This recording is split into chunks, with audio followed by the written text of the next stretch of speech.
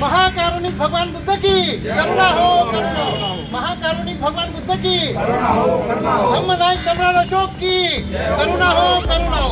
धम्मनायक सम्राट अशोक की करुणा हो, करुणा हो। बोधिसत्व डॉक्टर बाबा साहब अम्बेडकर की करुणा हो, करुणा हो।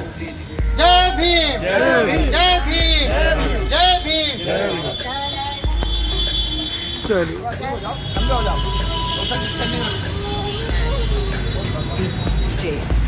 महाकारुणिक भगवान बुद्ध की करुणा हो, करुणा हो, करुणा हो, करुणा हो, करुणा हो, करुणा हो।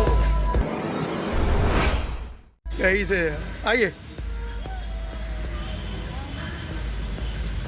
आप देख रहे हैं किस तरीके से बौद्ध धर्म के जो बौद्ध गुरु हैं वो बड़े शांतिपूर्ण तरीके से इस मार्च को यहाँ से अंबेडकर भवन से जंतर मंतर तक ले जाना चाहते थे और एक मैसेज देना चाहते थे तमाम उन बौद्ध देशों को और भारत के तमाम बौद्ध अनुयायियों को कि किस तरह से शांतिपूर्ण तरीके से रहकर हम अपनी बात को सरकार तक पहुंचा सकते हैं। लेकिन कहीं ना कहीं सरकार की मंशा नहीं है कि इस बौद्ध समाज की सुनी जाए।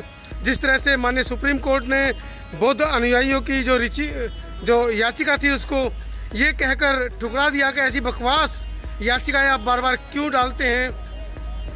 उनके ऊपर आरोप लगाया कि वो विदेशों से फंडिंग कर रहे हैं पैसों की और बाकायदा उनके ऊपर 1-1 लाख रुपए का जुर्माना भी लगाया।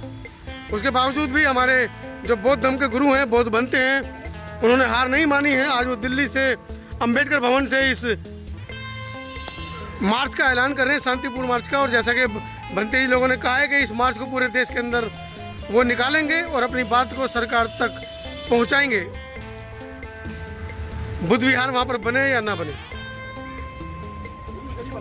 बस बस बस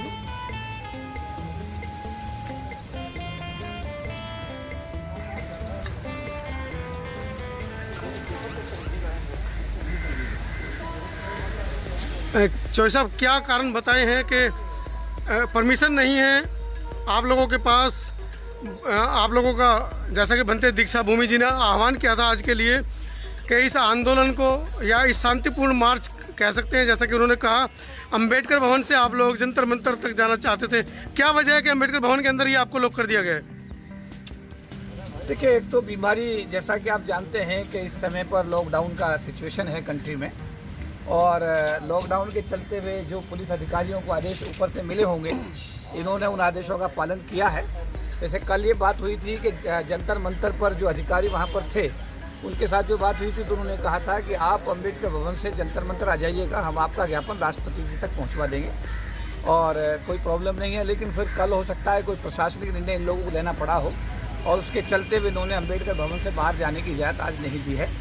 तो ये तो दोनों ही चीज़ें हैं। दिल्ली पुलिस लगभग 2 घंटे से मेमोरेंडम बनते दीक्षा भूमि जी से मांग रही है, परमिशन मांग रही है, वो अभी तक कोई कागज़ प्रस्तुत नहीं कर पाए हैं। देखिए, मैं इसका प्रोग्राम का क्योंकि ऑर्गेनाइज़र नहीं हूँ मैं, तो ऐसा है इस बारे में तो बनते दीक्षा भूमि ही अगर बताएं तो ज़्यादा अच्छा रहेगा। और जैसा कि मेरी कार्य पद्धति है कि कोई भी समाज का कार्य होता है, मेरी कोशिश होती है कि उस कार्य में सहयोग हो। कल भी कुछ बनते और भी लोग आए थे, उनको भी सहयोग किया गया था और ये बनते जी जब हमारे पास आए तो हमने इनको भी सहयोग किया है क्योंकि ये कॉमन कॉज है और ये धर्म से जुड़ा मामला है। और इस कॉज में मैं कहूँगा कि भारत के हर बौद्ध धर्म के अनुयायी को इसमें भंते जी का सहयोग करना चाहिए। शांति मार्च का संदेश क्या था सर? शांति मार्च का संदेश यही था कि अगर साकेत में खुदाई के दौरान वहाँ पर अगर बौद्ध धर्म से जुड़ी हुई जो है ना भगवान बुद्ध की स्टैचू निकली हैं और उन स्टैचूज़ को अगर मीडिया ने भी दिखाया है तो डिमांड ये है समाज की, ना केवल भारत में रह रहे बुद्धों की बल्कि पूरी दुनिया में, जैसे थाईलैंड है, चीन है, जापान है, श्रीलंका जो बौद्धिस्ट कंट्री है पूरे दुनिया में फैले हुए हैं। ये मतलब एक ऐसा मैसेज है कि अगर वहाँ पर खुदाई के दौरान वहाँ पर बौद्ध धर्म की से जुड़ी हुई वहाँ पर जो है मतलब बौद्ध भगवान बुद्ध की स्टैचू निकल रही हैं तो निश्चित रूप से वहाँ बौद्ध विहार रहा होगा। तो उसमें यह है कि अगर वहाँ बौद्ध विहार है और जो चीज़ें निकल रही हैं उनके आधार पर अगर मंदिर बना रहे हैं तो बहुत अच्छी बात है, अगर आप वहाँ पर मस्जिद बना रहे हैं और भी अच्छी बात है। धर्मनिरपेक्ष राष्ट्र है इसलिए वहाँ पर आपको एक बौद्ध विहार भी बनाना चाहिए। इस मांग के लिए तो पुरातत्व विभाग है ना सर देखने के लिए। देखिए, पुरातत्व विभाग से भी यही गुजारिश मतलब समाज कर रहा है कि अगर चीज़ें वहाँ निकल रही हैं तो उनको संभाल कर रखा जाए और वहाँ पर एक संग्रहालय बनाया जाए। तो वो सभी चीज़ें जो है पत्राचार के माध्यम से सरकार के साथ उठाए जा रहे हैं। आज 5 तारीख को 5 अगस्त को मोदी जी जा रहे हैं वापस। एक संवैधानिक पद पे बैठा हुआ इंसान क्या ऐसे किसी धार्मिक स्थल का शिलान्यास या पूजन कर सकता है? देखिए, मेरे से सवाल पत्रकारों ने बार बार पूछा। मैं ये कहूँगा कि भारत के प्रधानमंत्री इतने मतलब उदार हैं कि वो अगर आज भगवान राम के मंदिर के उद्घाटन के लिए 5 तारीख को जा रहे हैं तो उन्होंने एक रास्ता खोला है। कल मस्जिद का अगर कहीं पर इनॉग्रेशन होगा वहाँ भी उनको जाना पड़ेगा। अगर कहीं पर कोई बौद्ध विहार बनेगा तो उनको वहाँ भी जाना चाहिए, क्योंकि अगर उन्होंने ये निर्णय लिया है कि वो भगवान राम के मंदिर का उद्घाटन करेंगे। एक नई पहल, क्योंकि जवाहरलाल नेहरू जब प्रधानमंत्री थे तो उन्होंने इस आधार पर मंदिर के उद्घाटन करने से मना कर दिया कि वो शासन अध्यक्ष हैं, लेकिन इन्होंने अगर ये निर्णय लिया प्रधानमंत्री जी ने तो मैं कहूँगा कि अच्छा निर्णय है। और इसमें अगर आने वाले समय में इजाजत नहीं देता ना सर इस चीज मंदिर मस्जिद को देखिए, इसमें तो इस सवाल का जवाब अगर माननीय प्रधानमंत्री जी तो ज़्यादा अच्छा है, क्योंकि ये उनका निर्णय, मेरा निर्णय नहीं है ना, तो ये तो जवाब वो दें तो ज़्यादा अच्छा है। देश में महामारी फैल रही है, इस टाइम मंदिर जरूरत है या अस्पताल हॉस्पिटल? निश्चित रूप से देखिए, पूरी दुनिया की मांग है कि अस्पताल होने चाहिए। निश्चित रूप से बेरोजगारी का कोई इंतजाम आता होना चाहिए। बहुत सारी चीज़ें सामने आ रही हैं। अभी मीडिया के माध्यम से राफेल जो आया है उसमें भी जो टीवी चैनल्स ने चलाया है कि अब तो पाकिस्तान और चीन बर्बाद हो जाएगा। मेरा कहना, अगर फ्रांस तो बना रहे, फ्रांस से बनकर आए तो फ्रांस को तो पूरी दुनिया को तबाह कर देना चाहिए था।